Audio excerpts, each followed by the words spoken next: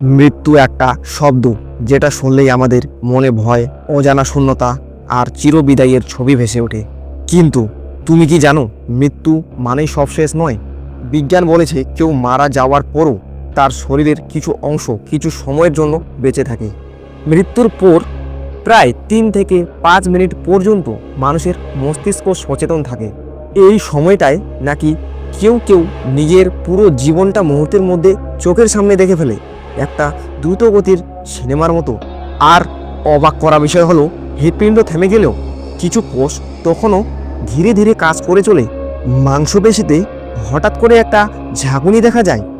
আর কখনো কখনো মৃতদেহ নাকি নিঃশ্বাস ফেলতে পারে, যাকে বলে ডেথ ট্র্যাটল, একটা ভয়ানক গা শিউরে ওঠা শব্দ।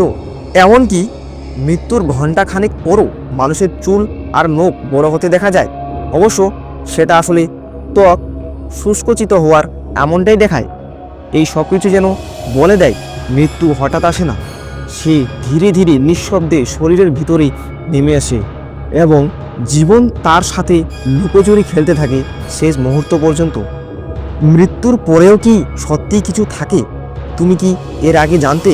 কমেন্টে লিখো তোমার মতামত। এমনই আরও গা ছমছমে ভিডিও পেতে আমাদের এই অল সায়েন্স রিয়েলিটি চ্যানেলটিকে সাবস্ক্রাইব করুন। অবশ্যই এমন আরও নতুন নতুন ভিডিও পেতে।